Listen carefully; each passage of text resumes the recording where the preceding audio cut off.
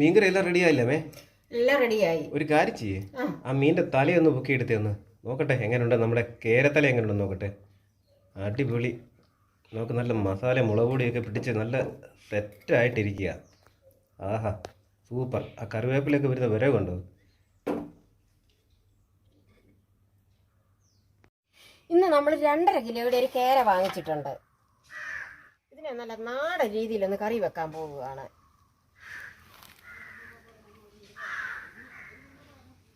ഇനി നമുക്കിതിനെ നല്ല രീതിയിലൊന്ന് വെട്ടി വൃത്തിയാക്കണം.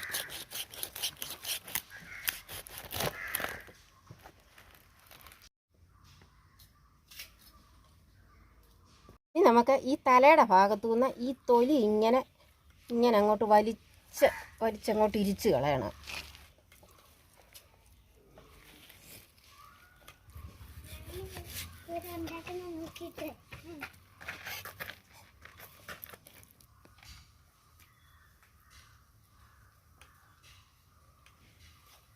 അപ്പോൾ ഇനി നമ്മൾ മീൻ കറി വെക്കാൻ തുടങ്ങുകയാണ്.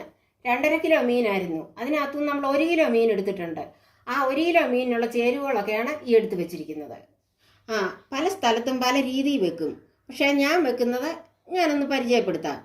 ഒരു 5 ടീസ്പൂൺ മുളക് പൊടി എടുത്തിട്ടുണ്ട്. അത് എരി കുറഞ്ഞത് കൊണ്ട് എരി കൂടിയത് കൊണ്ട്. ഒരു 2 സ്പൂണ് വെളുത്തുള്ളി ചതച്ചതുണ്ട്. ഒരു 2 സ്പൂൺ ഇഞ്ചി ചതച്ചതുണ്ട്. ഒരു 10 കഷ്ണം ചുമന്നുള്ളി കീറിയതുണ്ട്. 1/2 സ്പൂണ് മഞ്ഞൾപ്പൊടി, 1/2 സ്പൂൺ ഉലുവാപ്പൊടി, കടുക് പാകത്തിനെടുത്തിട്ടുണ്ട്. ഒരു 1/2 കപ്പ് വെളിച്ചെണ്ണ, പുളി ഒരു 5 പീസ് എടുത്തിട്ടുണ്ട്, കറിവേപ്പില, പിന്നെ പാകത്തിനുള്ള ഉപ്പും എടുത്തിട്ടുണ്ട്. ഇനി നമുക്ക് സ്റ്റൗ കത്തിച്ച് ചട്ടി ചൂടാക്കാൻ വയ്ക്കാം. ചട്ടി ചൂടായി വന്നിട്ടുണ്ട്. ഇനി നമുക്കിതിലേക്ക് വെളിച്ചെണ്ണ ഒഴിച്ചു കൊടുക്കാം.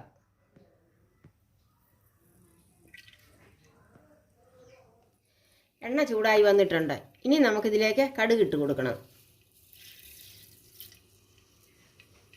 ചില സ്ഥലങ്ങളിൽ കടുക് ഇടാറില്ല. പക്ഷേ ഞാൻ കടുക് ചേർത്താ മീൻകറി വയ്ക്കുന്നത്.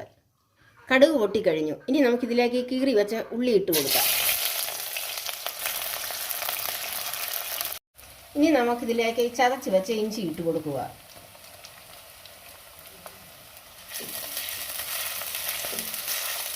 ഇനി നമുക്ക് ചതച്ച് വെച്ച വെളുത്തുള്ളി അങ്ങോട്ട് ഇട്ട് കൊടുക്കാം. വെളുത്തുള്ളി ഇഞ്ചി എപ്പോഴും ചതച്ച് ചേർക്കുന്നതിനാണ് രുചി കൂടുതൽ.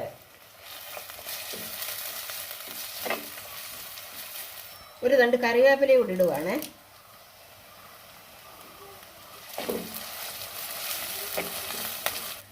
ഉള്ളിയൊക്കെ നല്ലതായിട്ട് വഴന്നു വന്നിട്ടുണ്ട്. ഇനി നമുക്കിതിലേക്ക് മുളക് പൊടി ഇട്ട് കൊടുക്കാം.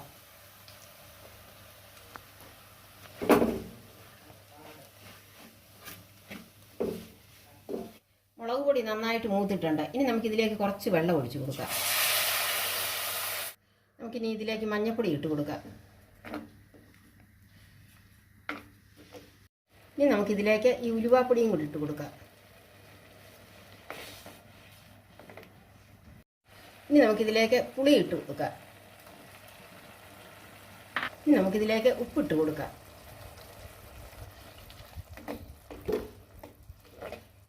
ചേരുവയെല്ലാം നല്ലതായിട്ട് തിളച്ച് വന്നിട്ടുണ്ട്. ഇനി നമുക്കിതിലേക്ക് ഈ മീൻ തല ആദ്യം അങ്ങോട്ട് ഇടാം.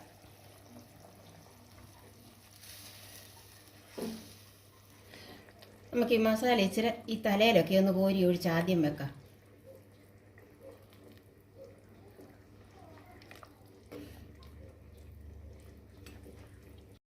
ഇനി നമുക്ക് ഈ മീൻ കഷ്ണം കൂടെ പറക്കി അങ്ങോട്ട് ഇട്ട് കൊടുക്കാം.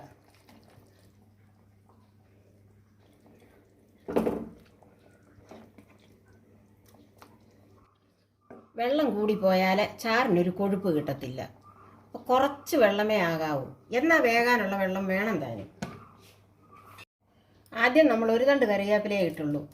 ലാസ്റ്റിൽ ഈ കറിവേപ്പില ഇടുമ്പോഴാണ് ഇതിൻ്റെ രുചിയും മണം ഇറങ്ങുന്നത്. ഇനി നമുക്കിതൊന്ന് അടച്ച് വെച്ച് ചെറുതീയിൽ വേവിച്ചെടുക്കണം.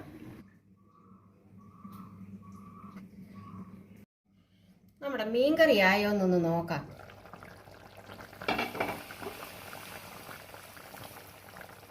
മീൻ കഷ്ണങ്ങളൊക്കെ നല്ലതുപോലെ വെന്ത് വന്നിട്ടുണ്ട്. ഇനിയും കുറച്ച് പച്ച വെളിച്ചെണ്ണയും കൂടി ഒഴിച്ചു കൊടുക്കാം.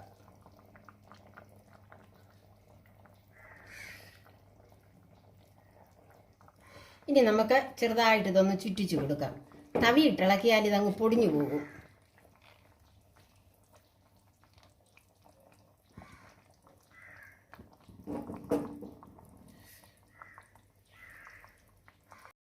അടിപൊളി.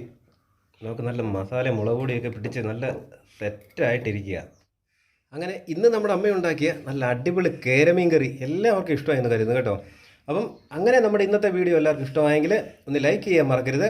അപ്പം അടുത്ത നല്ലൊരു വീഡിയോയുമായിട്ട് ഉടൻ തന്നെ ഞങ്ങൾ വരുന്നതാണ്. അതുവരേക്കും തൽക്കാലത്തേക്ക് ബൈ ബൈ.